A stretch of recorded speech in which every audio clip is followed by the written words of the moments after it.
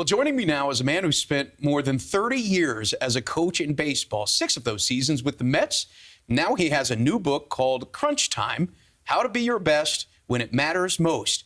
Rick Peterson joins us. Rick, good to see you, man. My pleasure, Steve. How Thanks you doing? for coming in. I'm doing great. And in this, I have to be honest with you, I love this book. I love the process that you've gone through and explaining this. This is not just a book for Major League Baseball pitchers or pitchers of any kind. This is really a book for all of us in trying to identify how to overcome stresses.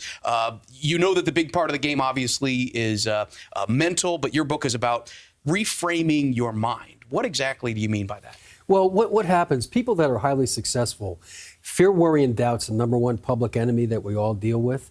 And in pressure situations, if we ask ourselves, what's the opportunity, then we shift the threat to the opportunity. And that's what reframing is all about, because we all deal with the fear, worry, and doubt, whether it's family pressures, financial pressures, career pressures. We're all the same. And if anybody thinks that Hall of Famers like Tom Glavine or Pedro Martinez, fear, worry, and doubt doesn't come into their game, just if Met fans can probably remember, on a Saturday afternoon in front of 50,000 people in the third inning, Tom Glavine got knocked out.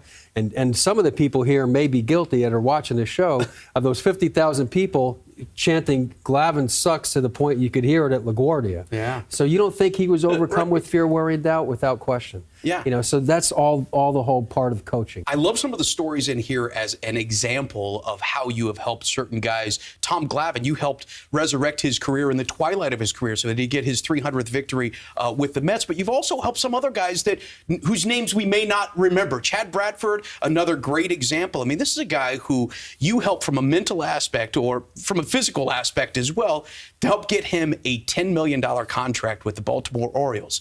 I mean, you impacted the Bradford family's life, their entire lives from a financial standpoint.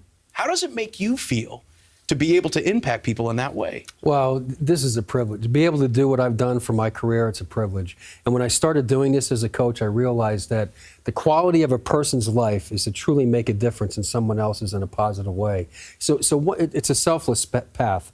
And once you go down that path, it's all about identifying with that individual's heart and soul and realizing it's about bridging the gap between potential and performance. And the mental game is the difference maker at the major league level. But the guys question. have to buy into that, though, don't they? Well, they buy into being best. They all want to be best, and they all want to fully untap that. And when you can identify what that process is for them to be best, they know what their limitations are, and they know what they know what they need to do to bridge that gap. You know, so there's not really a buy-in. It's really a case of we're all in this together, and we all realize that we're all committed to being best. And is there a mental barrier or a mental wall that you need to help them see through in a way? In order for them to get to understand their own minds and how their mind operates especially under pressure. You know, I think one of the stories we were kind of laughing about before the show, you know, watching the Pebble Beach right now and Spieth coming back. You don't think he went through some fear, worry, and doubt last year? Sure. After being #1 in the world? And it was funny, I played a lot of golf with Tom Glavine, and there would be times in one of the chapters in the book is about trying too hard.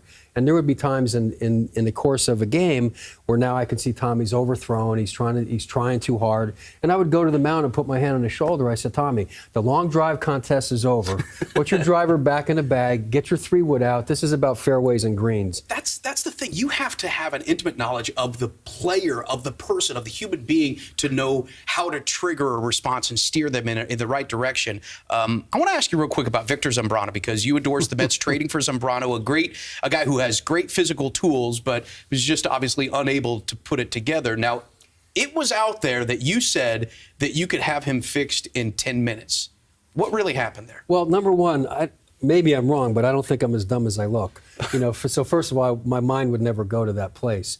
But what happened with the whole Victor Zambrano trade, we were all involved with that. I mean, everybody that knew Victor Zambrano and Scott Kazmir were all involved and had input in this trade.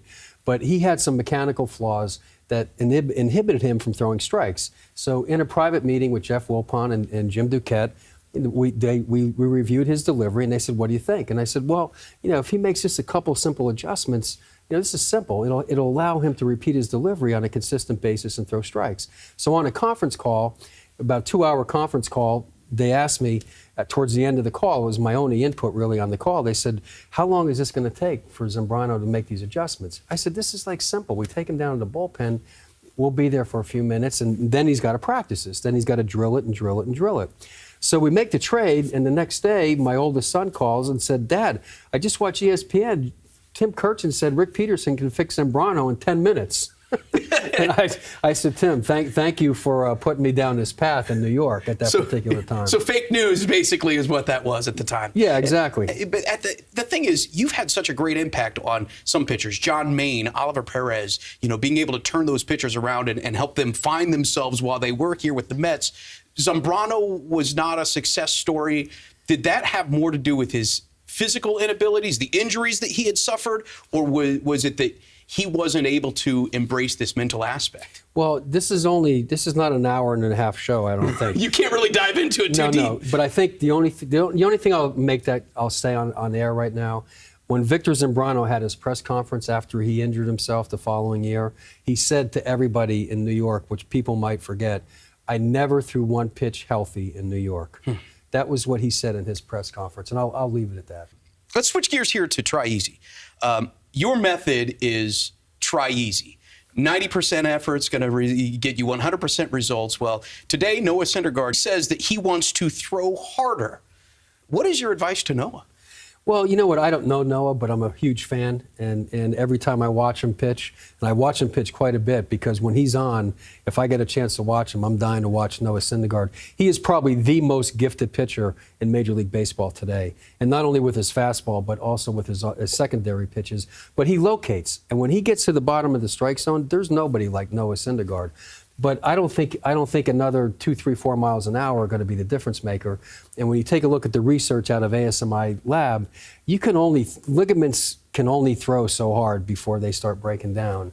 And I don't think it's really an issue that he needs to throw harder, even though he probably can, because he's so physically gifted and he's mentally gifted. I mean, he's got the mind game going big time, and that's why he's Thor. And when he takes the mound, believe me, the opposing team, there's a lot of guys that get Thoritis that do not want to be in that lineup. Right, there's a ferocity. It's velocity and fear creates a ferocity when he's on the mound. But, right. I mean, you don't need to remind Mets fans about injuries. I mean, 4 of the 5 Mets starters have all had Tommy John surgery. I mean, Syndergaard is the one guy who hasn't.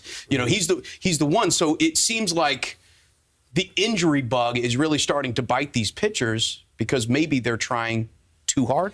Well, they're not alone. They're not alone, Steve. If you look at the industry, every year over the last 5 years, maybe longer, on opening day, there's 150 starters in the big leagues. There's 5 times 30. Mm-hmm. Over 50% of those starters go on a disabled list for a minimum of 2 months. It's industry-wide. The Mets are not alone. It just so happens that it seems to be a focus. But these are some of the most talented pitchers, starting pitchers in baseball today.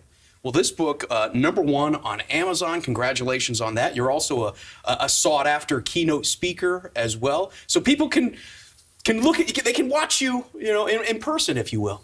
Well, it's really been a pleasure. All the years I was with the Oakland A's and Moneyball and then New York, I've probably done about 30 corporate speaking events over the years, and I absolutely love it. And because of the book and the people I was around during this whole process, they said, Rick, you really need to look into this and go down this path. And after 40 years in professional baseball, I kind of decided that, you know what, there's another calling here, and I think I can help make a difference in other people's lives by sharing these stories and coaching the corporate world as well.